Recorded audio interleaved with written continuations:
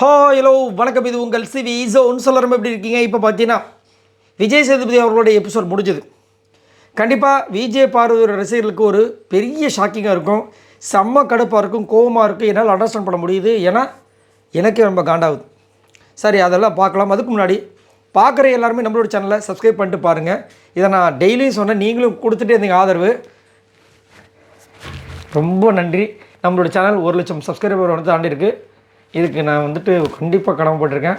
ரொம்ப நன்றி, ரொம்ப நன்றி. சரி, கமருதீன் பார்வதி இன்றைக்கி வந்து பார்த்திங்கன்னா ரொம்ப மோசமாக இருந்துச்சு. அந்த பொண்ணோட அந்த ஒரு என்ன சொல்கிறது, அந்த பொண்ணோட ஒரு சுயமரியாதைன்னு ஒன்று இருக்கும்ல, அதை வந்து இழந்து இந்த மாதிரி இருந்துச்சு. அவர் வந்துட்டு அப்படியே ஒரு கட்டத்தில் அந்த பிரேக் டைமில் அப்படியே அடிக்கிறதுக்கு போன மாதிரி கை காமிச்சார். அதை மீறியும் அந்த பொண்ணு அங்கே அவர்கிட்ட போய் பேசணுமா? அப்படி என்ன உங்களுக்கு லவ் கேட்குதுன்னா எனக்கு புரியல. எனக்கு அந்த பொண்ணு வந்துட்டு இன்றைக்கி எவ்வளோக்கு எவ்வளோ அசிங்கப்படுத்த முடியுமோ அந்த அளவுக்கு அசிங்கப்படுத்துகிறாங்க ஆடியன்ஸை வச்சு. விஜய் சேதுபதி அவர்கள் உள்ளே கேட்க வேண்டிய விஷயங்கள் அவ்வளோ இருக்குது, 1008 இருக்குது. அங்கே வந்து கமருதீன் வந்துட்டு பெரிய இவர் மாதிரி வந்துட்டு லவ் பண்ணும்போது லவ் பண்ணுறது தான் அவங்க கேட்ட ஒரே கேள்வி என்ன, நீங்கள் வந்துட்டு ரொமான்டிக்காக எங்களை பேசுகிறடா, கேமை பற்றி பேசலைன்னா தானே உண்மை. இது வரைக்கும் நம்ம லாஸ்ட்டாக ஒரு 3 வாரம் வந்து விஜய் போகிறதையும் கமருதீன்னு பார்க்கும்போது என்ன பேசியிருக்காங்க அவங்க கேமை பற்றி. இந்த விஷயத்தை இந்த மாதிரி பிளான் பண்ணுவோம், இப்படி வந்து ராமரேஜ் பண்ணலாம், இப்படி ஏதாவது ஒன்று பேசியிருப்பாங்களா? ஒன்றுமே இல்லை. உக்காஞ்சி ரொமான்டிக்காக பேசுவாங்க, இவர் கண்ணத்தை கிள்ளுவார், நோண்டுவார். இதானே நடந்திருக்கு, வேறு என்ன நடந்திருக்கு?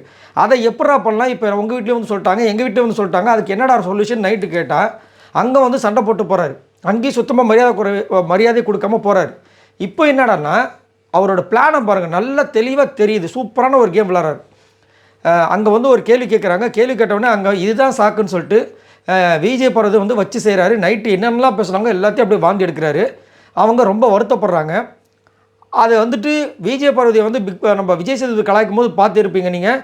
இவரும் அரோராவும் கனியும் சிரிச்சதை பார்த்துருப்பீங்க 2 பேரும். ஸோ அவர் மைண்டுக்குள்ள சரி இதுக்கப்புறம் அரோராவுக்கு டீல் பண்ணிக்கலாம் அப்படின்ற மாதிரி ஒரு விஷயத்தை வச்சுருப்பார்.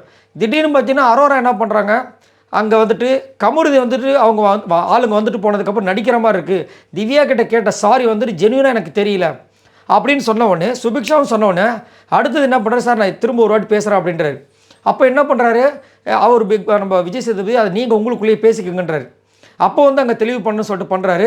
அரோரா அங்கே கட்டன்டேட்டாக வந்து ஒரு முட்டுக்கட்டையை போடுறாங்க. இப்போது யோசிக்கிறார் என்னென்னு, நம்மளுக்கு இப்போ யாருமே இல்லையே, புரியுதுங்களா, இப்போ நம்மளுக்கு யாருமே இல்லை, என்ன பண்ணுறது அப்படின்னு யோசிக்கிறார். யோசிச்சு என்ன பண்ணுறாரு, அடுத்தது ஒரு பிட்டை தூக்கி போடுறாரு. கடைசியாக யாரை சேவ் பண்ணலாம் சொல்லுங்கள் கமருதீன் அப்படின்னும் போது, உங்களுக்கு பிடிச்சவங்களை சொல்லுங்கள் அப்படின்னும் போது விஜய் பார்வதின்றாங்க. விஜய் பார்வதி போய் அங்கே உட்காராங்க. அதுக்கு முன்னாடி எவ்வளோ பெரிய சண்டை. பார்வதி ஏன் இப்படி இருக்காங்கன்னு எனக்கு சத்தியமாக புரியல.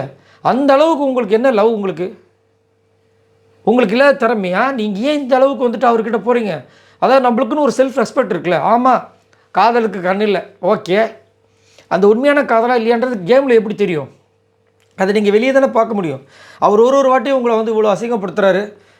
உங்கள் அப்பா ஏன் செத்தாருன்னு கேட்குறாரு. இது தேவை இவருக்கு? நைட்டு அந்த பொண்ணு இவரை நம்பி ஒரு சில விஷயங்களை பேசியிருக்காங்கன்னா அதை வந்து அந்த சபையில் வந்து போட்டு உடைக்கிறாருன்னா அப்போ யார் வந்து உஷாராக இருக்கணும்? விஜய் பார்வதி உஷாராக இருக்கணும். அதை அந்த பொண்ணு யோசிக்கவே மாட்டுறாங்க. இப்படி வராரு. டே இவ்வளோலாம் பேசாதடா, ஏன்டா அப்படி பேசுகிறேன், நீ என்னை வந்து இப்படி பேசுகிற, உன்னை எப்படி பண்ணுறேன் பாரு, வீக்கெண்ட் எபிசோடில் உன்னை பற்றி நான் பேசுனேன், யாருன்னு காட்டுறேன்டி அப்படின்ட்டு போகிறாரு. அப்போ என்ன இது? நீங்கள் அப்போ என்ன தான் இதுக்கு பேர் லவ்வா?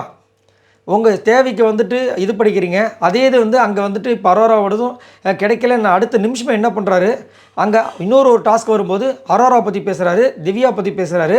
அதுக்கப்புறம் லாஸ்ட்டாக வந்து விஜய் பார்வதி எனக்கு பிடிச்சிருக்குன்னு சொல்லி அதை வந்து ஆஃப் பண்ணுறாரு. அப்போ இதை நீங்கள் முதலே செஞ்சுருக்கலாமே. உங்களுக்கு கோவம் தான் இந்த பக்கம் அட்டாக் பண்ணிட்டு அரோரா பக்கத்தில் போகிறது. அரோரா வந்துட்டு இவரை வந்து அட்டாக் பண்ணிட்டாங்க ஒரு பாயிண்ட் வச்சுன்னா திரும்ப வந்துட்டு விஜய் பார்வதிக்கு வருது. இப்போ இதை யார் கண்ட்ரோல் பண்ணணுன்னா, உண்மையிலேயே நான் இதில் வந்துட்டு அரோராவை பாராட்டுறேன்.